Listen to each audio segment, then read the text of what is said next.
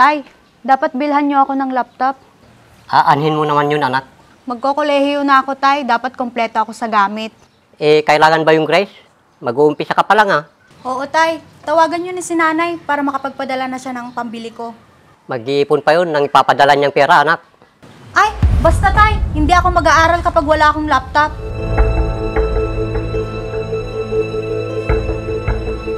At saka, Tay, dapat bago at magaganda yung damit ko pagpapasok na ako. Marami ka pa namang damit dyan, ha? Tay, mga luma na yon, hindi na pwede. Dapat mga bago na.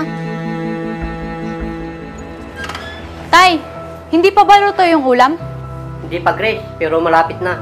Ba't kasi ang tagal niyong magluto? Papasok pa ako sa school. Pinakain ko pa kasi yung mga alaga ko kanina, anak.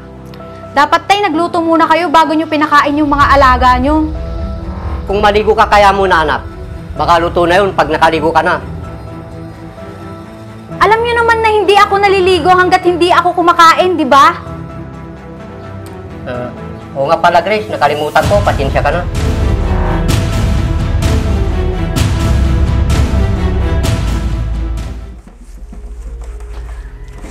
Tay, papasok na ako, ha? Sige, anak. Mag-iingat ka. Tay, yung mga maruruming damit at uniform ko, labhan mo mamaya, ha? Baka wala akong may suot bukas. Oo, Grace. Wala naman akong gagawin, eh. Siya nga pala, wala pa ba yung padalang pera ni Nanay, Tay? Mamaya siguro, anak, pag tumawag yung nanay mo. Ganun ba, Tay? Bakit mo naman naitanong, anak? Paubos na kasi yung allowance ko, Tay. Ha? Di ba? Malaki-laki na rin yung allowance na binibigay namin sa'yo. Hay naku, Tay. Magastos ang mag-aral, tsaka kailangan kong makibagay sa mga kaklase ko. Ganun ba, Grace? Hindi, wala kang naiipon ngayon.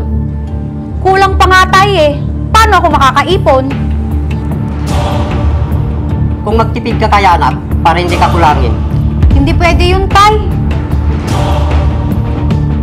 Basta sabihin nyo kay Nanay na dagdagan niya yung allowance ko. Sige, anak, sasabihin ko. Sige, Tay. Aalis na po ako.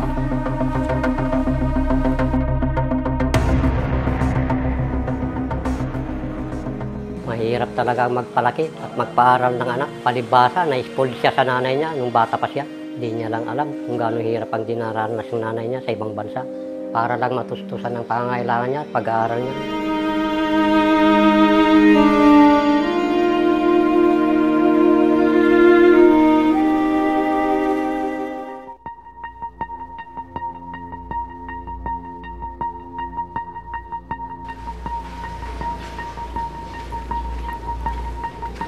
Ang hirap naman ng exam natin, Marie.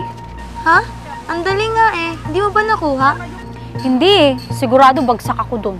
Hindi ka siguro nag-review, Grace, kaya hindi mo nakuha. Oo nga eh. Tinamad kasi akong mag-aral kagabi.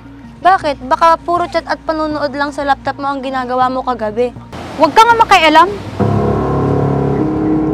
Ay nako, Grace, kung puro ka ganyan, hindi ka makakapagtapos ng pag-aaral. May susunod pa naman na exam. Dun na lang ako babawi.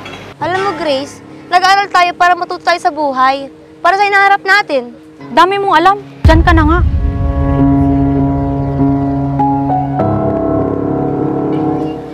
Siya nga pala, Marie. Maaga pa naman. Maglakwatsa muna tayo at kumain sa labas. May exam tayo bukas, Grace. Mag-aral muna tayo. Tsaka na yan. Madali na lang yun, Marie. Kaya di ka pumapasa eh. Di mo kasi masyadong inaatupag yung pag-aaral mo. Bahala ka nga, Marie. Ikaw na nga tong ililibre. Ayaw mo pa. Diyan ka na nga. Basta ako, mamamasyal muna ako. Makakapagtapos kaya tong kaibigan ko na to? Kung ganyan yung ugali niya sa pag-aaral.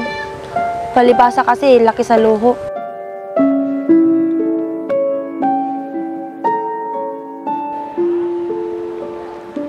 Paano kaya to? Hindi ako makakapagtapos ngayong taon. Inahasahan pa naman ito ni nanay at ni tatay. Paano ko kaya sasabihin sa kanila? Grace! Oh, Marie! Kamusta? Wala ka sa listahan ng mga kagraduate kayong taon na. Oo nga, Marie. May dalawa akong subject na hindi ko naipasa. Ganun ba? Paano ngayon yan? E di may iwan ka. Oo nga eh. Buti ka pa makakapagtapos ka na. Di mo kasi sineseryoso yung pag-aaral mo eh. Matalino ka naman.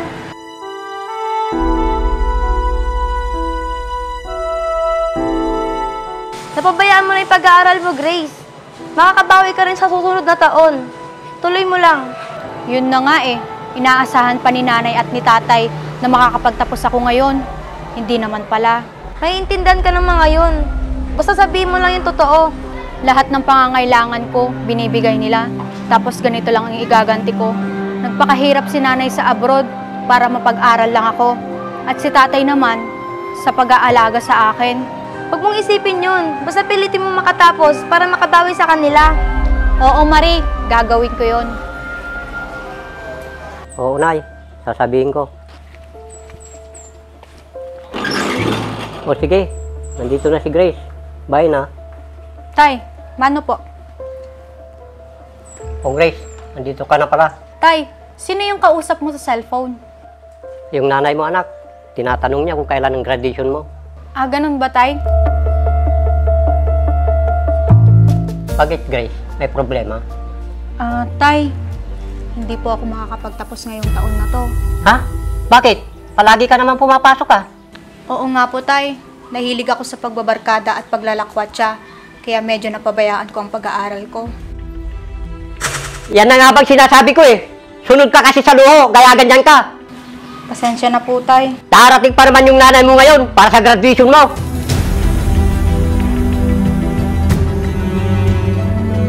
Pero baka hindi na niya itutuloy dahil hindi ka naman makakapagtapos. Sorry po talaga, Tay.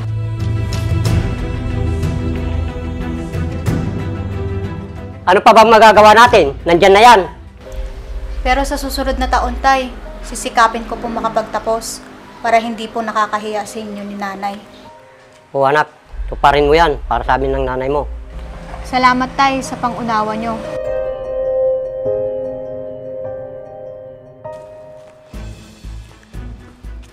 Pare Gary! Ikaw na ba yan? Kumusta? Ikaw ba yan? Buti nakapasyal ka. Tagal nating di nagkita. May pinasyalan lang sa kabilang bayan, kaya pinasyalan na rin kita dito. Ganun ba pare? Buti alam mo pa dito. Oo naman pare! Siya nga pala pare, anak ko si Grace. Siya na ba yung inampun nyo noon pare?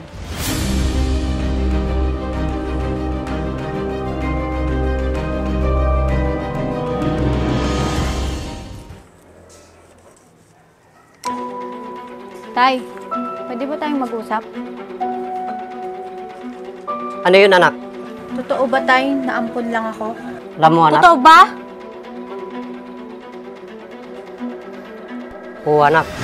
Isang buwan ka pa lang nun, nampun ka namin ng nanay mo. Bakit hindi nyo agad sinabi sa akin, Tay? Bakit sa iba ko pa nalaman?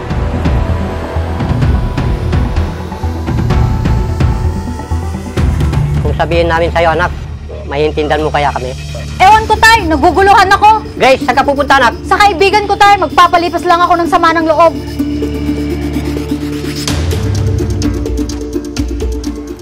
Matanda ka na anak, may pinag-aralan naman. Kaya alam mo ng tama't mali sa mga gagawin mo.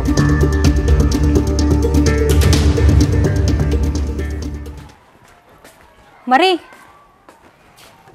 Oh, Grace, napasugod ka. Anong nangyari? May problema ba? oo, Marie. Sinabi mo ba na hindi ka makapagtapos ngayon? Kaya nagalit sila? Hindi yun, Marie. Mas malala pa. Ano nga yun, Grace? Nalaman ko na ampun lang pala ako, Marie. Ha? Ikaw? Ampun lang? Paano mo nalaman? Sa kumpare ni tatay na bumisita sa bahay. Ganun ba? Ano ngayon yung nararamdaman mo? Galit ako sa kanila, Marie. Dahil hindi nila sinabi sa akin yung totoo. Matagal nila akong niloko. Kung sinabi nila ito noon sa'yo, maunawaan mo kaya sila noon? Naguguluhan ako, Marie. Hindi ako makapag-isip ng maayos. Isipin mo na lang ito, Grace. Kahit ampon ka nila, pinalaki ka ng maayos, pinag-aral, at sunod lahat ng mga luho mo. Mahal ka nila, Grace. Kahit hindi mo sila kadugo, tinuring ka nila ng higit pa sa tunay na anak. Alam ko yun, Marie. Kasi naramdaman ko kung paano nila ako alagaan, mahalin at protektahan. Yun naman pala eh. Ano pang problema mo? Masakit ang loob ko kasi hindi pala sila ang tunay kong magulang. Lilipas din yan, Grace. Ano man ang mangyari, sila pa rin ang naging magulang mo. Nag-alaga, naggabay habang lumalaki ka. Salamat, Marie, sa mga payo mo. Sus, wala yun, Grace. Para ano pat naging magkaibigan tayo? Anong balak mo ngayon? Pwedeng dito muna ako at magpalipas ng sama ng loob. O sige, basta uwi ka at hihingi ka ng tawad sa tatay mo. Oo, Marie. Gagawin ko yon. Kumusta kaya yung anak ko? Nagalit yata ng gusto sa nalaman niya at hindi pa umuwi.